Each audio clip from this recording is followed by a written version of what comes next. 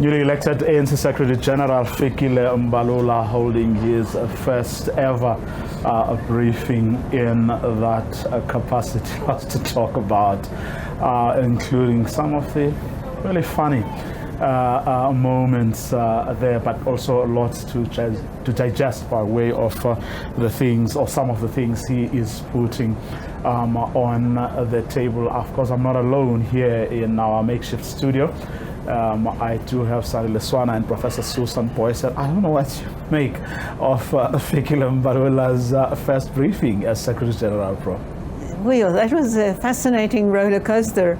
It was as if he's still trying to get used to what does this role entail. On occasion it sounded quite presidential, and then he became the Stalinist agitating for democratic centralism in a very strict form and disciplined membership and no anarchy. And then he again sounded like Minister of Home Affairs, Minister of International Affairs, Energy Matters. He's working his way through the issues, and I think he kind of sees himself as spokesperson of the party as well. So many different roles coming out there, refreshing in many ways. Also, I think the ANC is going to go through a learning curve in how to work with a new Secretary General. Sandile? Yeah, I think that you have two almost similar personalities, Gwede Mantashe and Mabalula.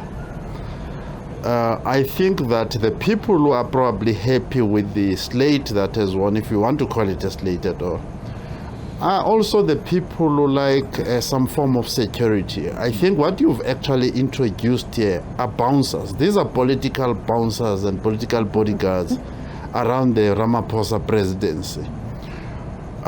Anyone who's trying to come up with wild ideas of dissent and the other thing, they've got it coming this time.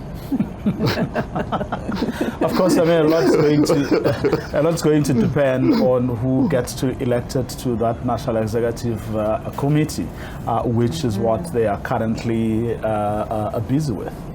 Yes, indeed.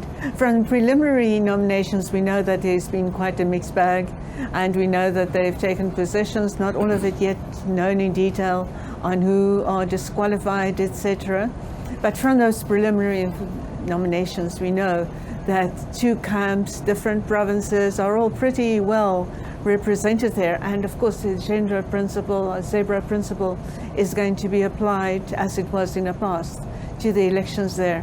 But interesting, Ramaphosa could sit with a NEC that is very divergent. We know when Ramaphosa started the 2017 term, the NEC was divided roughly 50-50.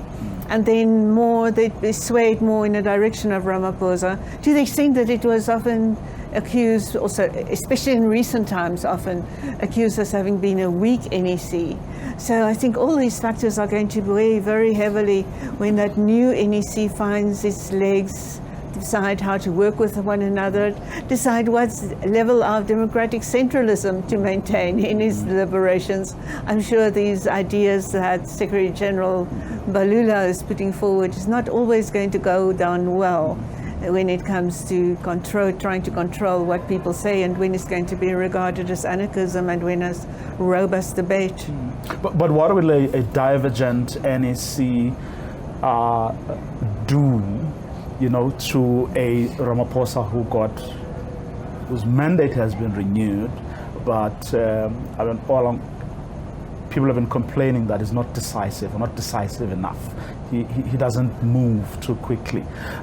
He doesn't take things to their logical conclusion. Now add to that a divergent ANC, even though he's got his mandate was renewed. What will that do? It's the problem is that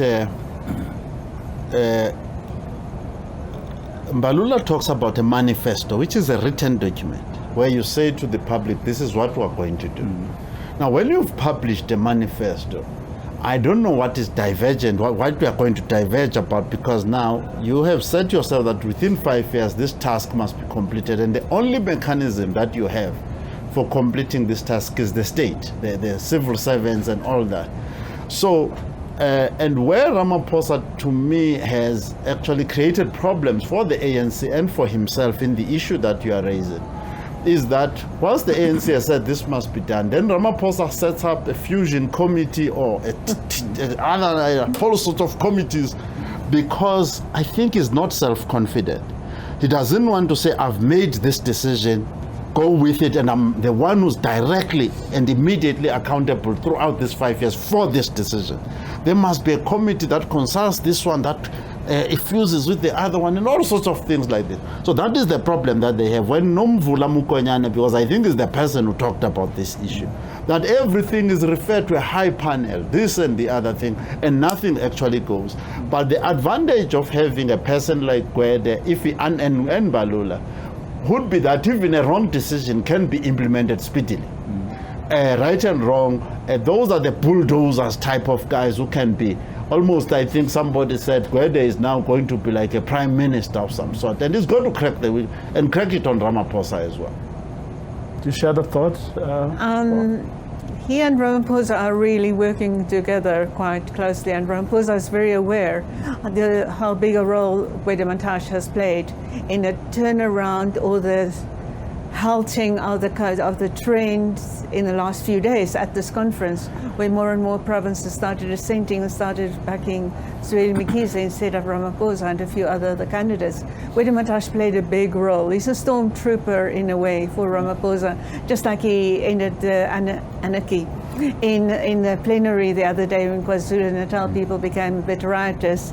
So Gwede Mantashe and Ramaphosa work together very, very closely, and I think they see things through the same lens. It's going to be very interesting to see how that goes forward.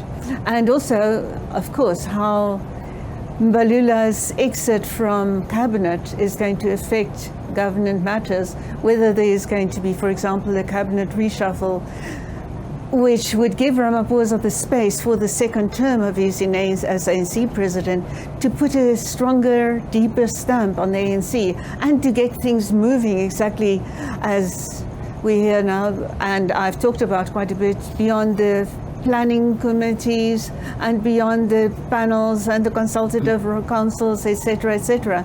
It will be very interesting to see how Ramaphosa handles the second term and puts a stronger stamp on it, be more definitive, and not play what has been called the long game, but is rather a weak game rather than a long game. But does he have it in his character to do that? And here's why I'm asking this, because when he took over from Jacob Zuma, here was someone who doesn't need money. Remember Gwede Mantashe, in fact, saying president has money, so he's not going to steal. But also here was someone who didn't have a point to prove to anybody. Who could, I was saying earlier when I was speaking to my colleague Bongo, who could take one for the nation. Because unlike many people, he doesn't have to beg somebody for a job. He doesn't need any of that. He's got enough to sort himself out, and probably another generation or two after him. But that didn't happen. Yeah, I raised this issue of the personality. There is a personality problem that probably we did not pay attention. Obviously, in the 1980s, we're doing things on the run in the first place. So there may be certain things we didn't pay close attention to, including the character of Ramaphosa himself, because I don't think he's developed this type of indecisiveness now. I think it's a part of it. Which then brings me to what you're saying earlier about the roles that people like Gwede Mantashe and Fikile Mabalula could do. I mean, what do you do to that personality to get it to act differently? Yeah, I think that we have already seen a part of this in the past, call it 14 days, when Cyril Ramaphosa saw the punches coming his direction, and from what we were told by the likes of Derek Ganekom, that they had to go and persuade him not to resign. But the punches were coming and his decision was to resign. And they were able to say, to sort of fortify him a little bit, strengthen his knees, brace him up, and put him back on the chair. So that is the type of job that Mabalula and Gwede Mantashe in specific, and maybe to a certain degree, Nomvula is fiery, a fiery character, by the way.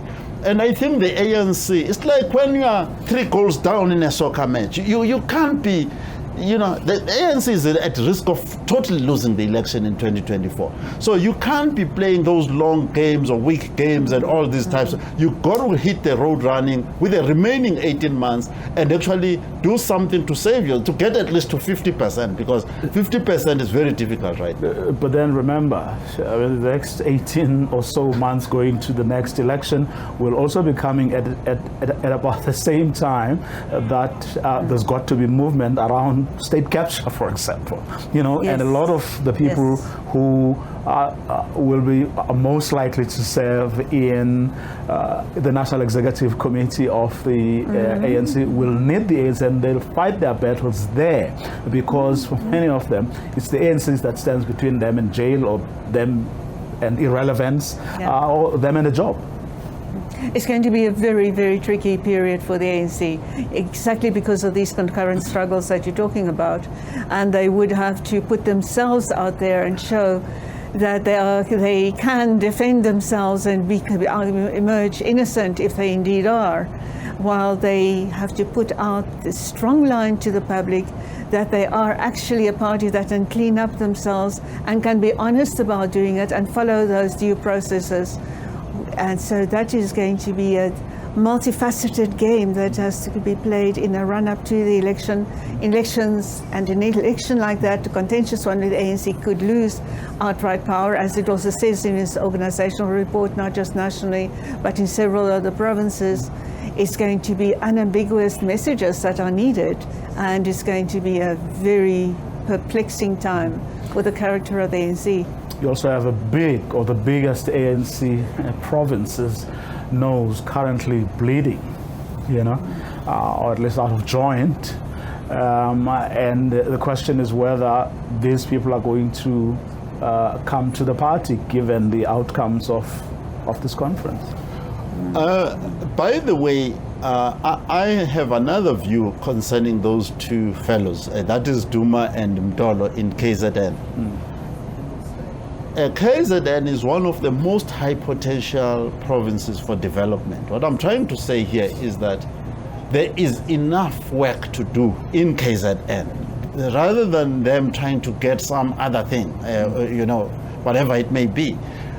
You can make a name for yourself where every other province except the Western Cape is not performing. You can really make a name. And the IFP and DA are trying to take that province away from the ANC in any event.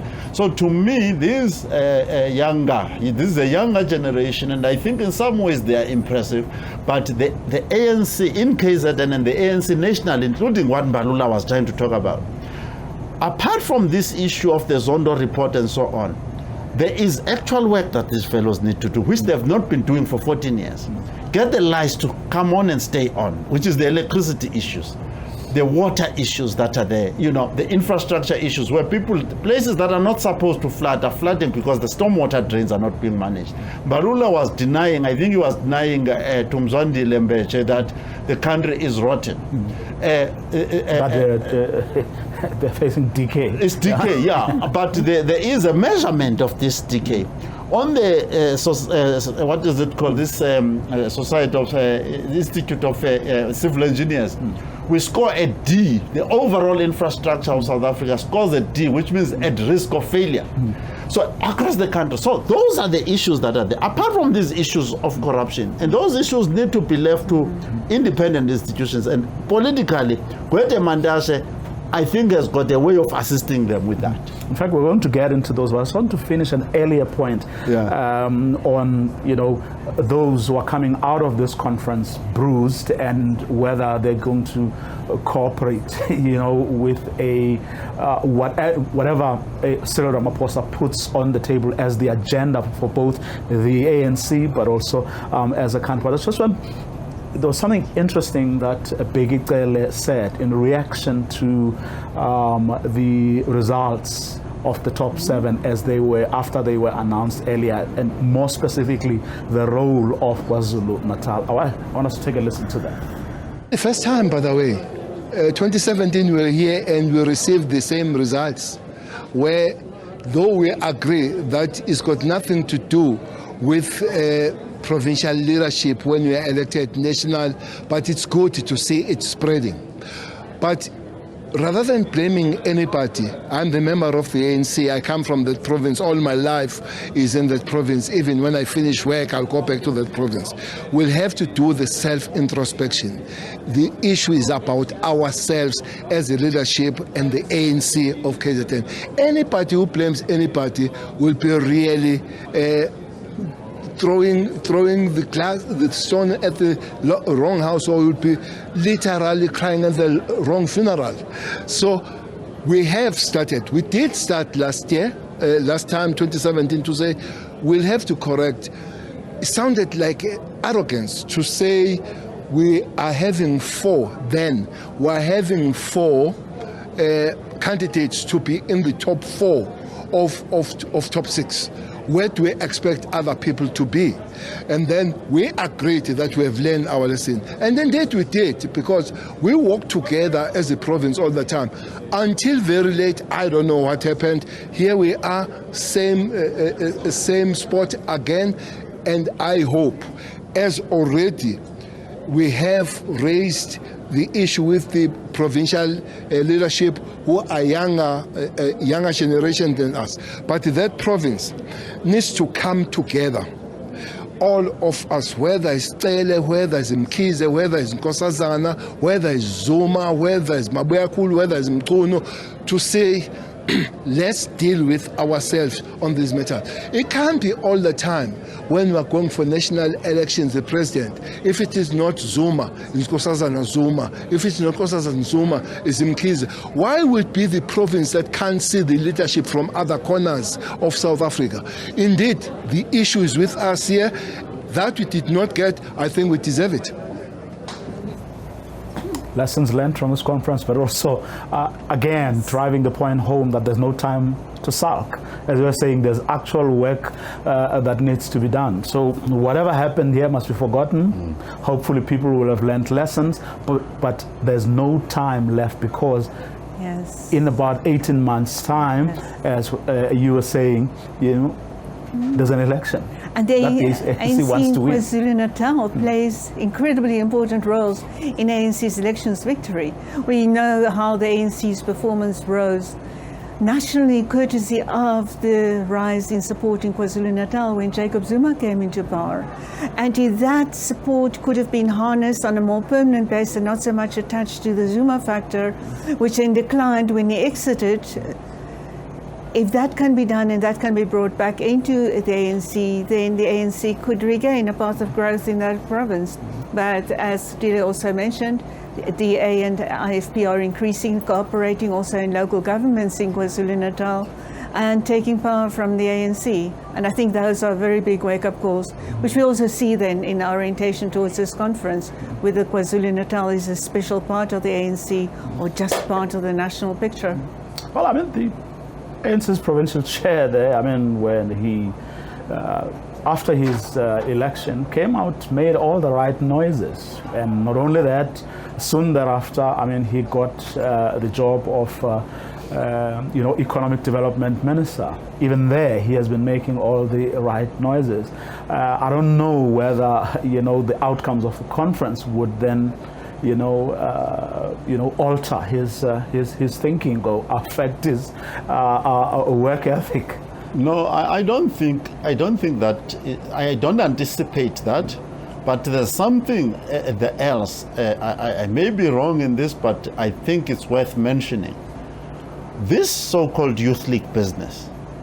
Mabalula comes from that youth league. Lamula comes from that youth league. The Dumas come from that youth league. Pule comes from that youth league. I think Mzwandile Masina comes from there as well.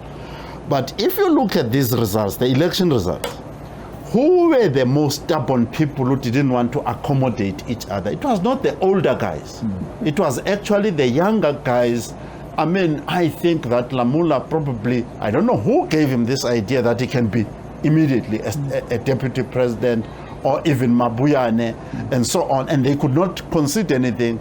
Pule and Mzwandile could not concede anything, and actually when you look at the numbers later on, you see these guys, just the younger guys, actually decimated each other, and there was no accommodation whatsoever. And that spirit that Fikile is referring to, of just demanding everything and wanting this lot, Mtolo and Duma, again came into these elections with that demanding and non-compromising spirit, and they damaged a lot of things. In fact, Prof. Sandra say, what is true of KZN coming out of this conference, the results of the top 7 officials, is also true for an Oscar Mabuyane from the chairperson of the ANC in the Eastern Cape. Yes, indeed. There's so much contest between the provinces to bring their provincial leaders, young and very often old as well, older, but not the old generation, new generations, to bring them into power. And for each of the provinces, that's quite a new thing. It's been there, but more subtle in the past, that the provinces want to see themselves represented in the national structures of the ANC, and then probably the knock-on effect into government as well, both the top 7 and the NEC positions. And we see that in the Eastern Cape, and we see that in journalists asking the questions, well, what is the effect on a province, this and that province, with only these many people in there? And what's the effect? We hear that from Balula's interview as well, of so many people from Gauteng in some way or another represented in that.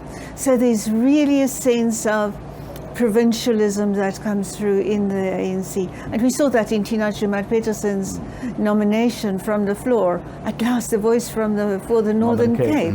There's an exaggerated form of provincialism, whereas the ANC really, in all its foundational documents and practices generally, sees itself as a national organization. So that is going to be a real challenge to address. Back to where you had already taken us about the things that need to be done and done now. What would demonstrate to both ANC members, right-thinking ANC members, but more importantly to the country, that out of this particular conference has come, or we're going to see a better and more capable but also caring ANC? There are two sides to the story that both need very detailed attention. One, Mabalula spoke about this in his own way of speaking, of course, that you need to make sure that the ANC as an institution, which is membership-based, has got credibility. The fact that at this stage they still don't know how to create and run a membership system, that by the time you get to Joburg, everything is verified. You just enter the conference room with your fingerprint or something, and the matter is done. The fact that they can't figure those things out. The fact that they can issue letters disqualifying somebody from participating in an election, when the information that could be used not to disqualify that person is readily available. And sometimes some of the letters, including Batabile's letter, by the way, is contradicting. That letter that was issued to her contradicts the constitution of the nation, contradicts the constitution of the ANC, but it was issued. So the ability to run a smooth machine that is precise as the ANC, that is one problem. The one area of opportunity for them to build confidence in the ANC as an institution. There's other work that has been said about the ANC. And then there's the other side, which is the ANC in government. The ANC is becoming a rural party, right? Whether you like it or not, the support is coming from the villages. But in the ANC, including Mabuyane, you don't see that person who's able to develop rural agriculture. In the same way, I mean, you'll be familiar with this, the same way that Matanzima and Sebe used to do in the Eastern Cape. That giving something that those rural people can actually get and be activated and be made productive. Those are some of the humble activities, but crucial activities, that a person needs to stop thinking this bigger picture and think about, this is my province, this is my opportunity to work. Let me demonstrate that I'm rooted and I can solve these problems. Lutuli used to do that. Albert Lutuli of the ANC used to do exactly what I'm saying. Very quickly, Prof, how much of the ANC's apparent reluctance to become a modern party that functions the way the Chinese, for example, transform their party, how much of that is actually at the core of its inability to do the normal or straightforward, things that Sandler was talking about? Quite a bit, because I think in so many of campaigns, it draws back and calls on people to support it out of the struggles, era, type of motivations. Yes, one can relate to it historically. That is so important to put that past behind us all the time. But it needs to see itself as a political party, a modern one, that appeals on the basis of what it does today and tomorrow, the delivery issues, in ways that will help them ensure that the people who come into the cities actually remain with them, or migrate into cities, remain with them, don't look for other political homes. Professor Poesan, Mrs. Swana, thanks to both of you. Thank you for your time and for indulging me this evening. Thank you. We're going to take a quick break, top of the hour. We're back again with our rolling coverage of this ANC conference live from Nasrec, south of Johannesburg.